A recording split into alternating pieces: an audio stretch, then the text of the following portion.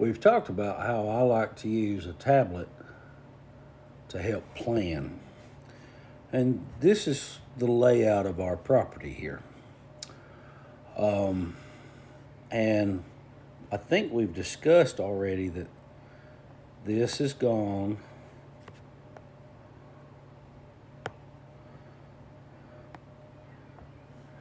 That's been torn down.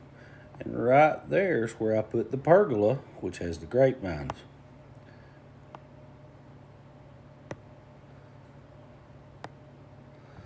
Okay, so I've got a well that is right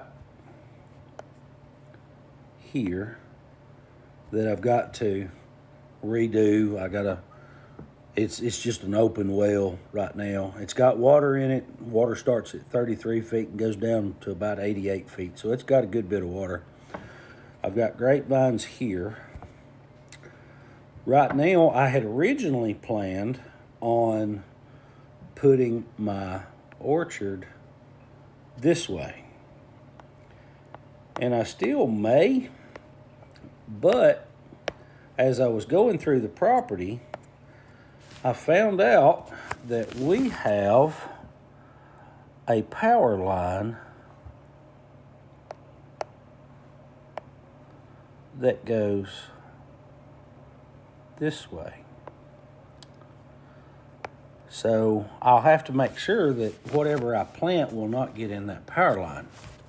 So definitely semi-dwarf trees, no standards in that area. So I've already planted 2 apple trees that are standards. They're right here. Okay. Now we're planning on doing a pond, real small, like 1/10 of an acre, maybe even a little smaller pond here. But as I was talking to the neighbors, I found out that there is a water line that crosses this property. And it comes in right here and goes to this house behind us. So I don't know how deep that water line is, so I'll have to be very cognizant of, maybe not tilling, definitely not planting anything that's really deep.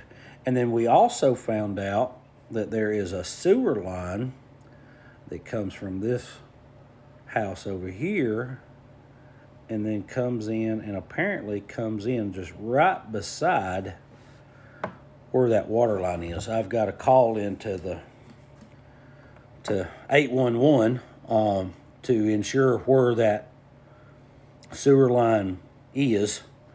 That way I don't get into it. I don't want to get into the neighbor's stuff because all of that was in there pre-me. So right now what I'm thinking is this is a big pine. This is a big pine. This is a wild cherry. I think I'm going to take out the 2 pines. And then I got a buddy who's got a sawmill, so we'll have him turn it into lumber for me. And then I will put my pecan trees like here, here, and here. Now I did put in a weeping willow tree down here. Now if you don't know, I'll do one on it specifically, but weeping willow is very beneficial because you can use it to make a rooting hormone. Okay. So I'm thinking that I got the 2 apple trees here. I'm going to get 3 plums, which I could do a semi-dwarf. I could do here, I could do here, and I could do here. I want to get 3 pears, which I think I could do here because I got to take that tree out here and here. So it basically, for every tree I'm taking out, I'm putting back 2. So apples, plums, and pears is my goal on the trees. And I'm going to put in at least one more apple tree. Now, what I want to do is I want to sow around the fruit trees as far as I go in. So this right here is all privet. It'll be taken out. There's a mimosa tree here. It'll be taken out. This one,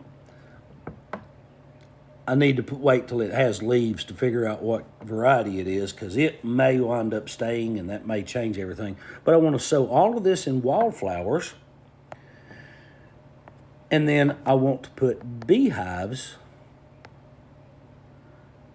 in here. That way I can produce honey, okay?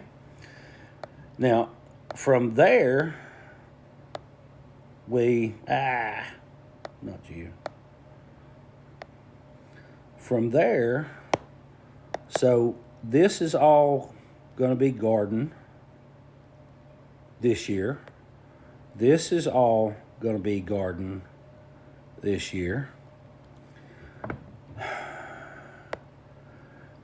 And actually, as far as back here, may be garden this year because I'm having to put in a little at a time. And my daughters and my son-in-laws have all agreed to come help for a share of the produce, so that'd be great.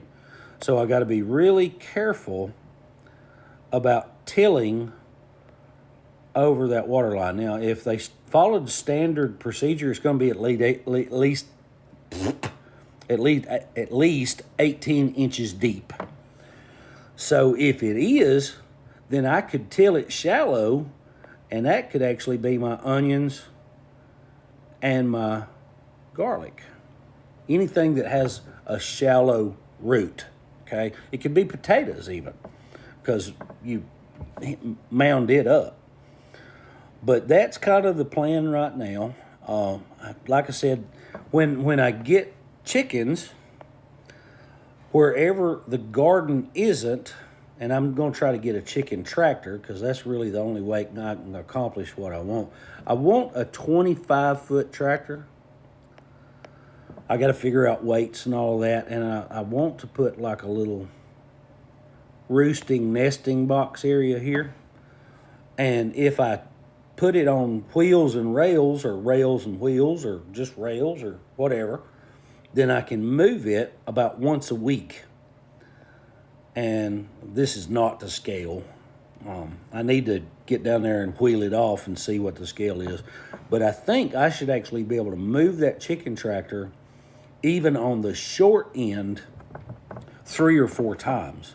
And then once we get to longer areas, then 4 or 5, and then down here, at least 6.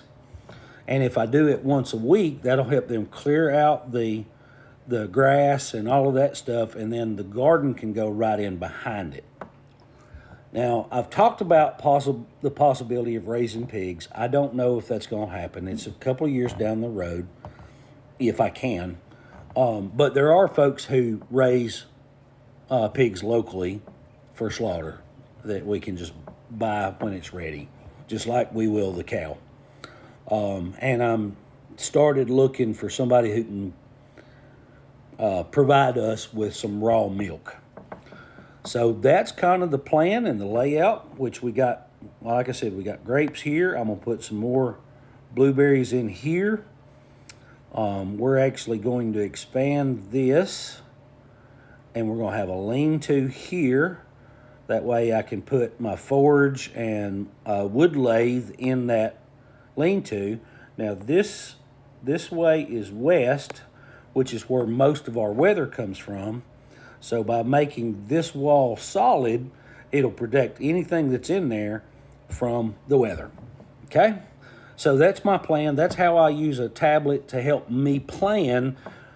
Now, like I said, I don't have it to scale, but I will soon.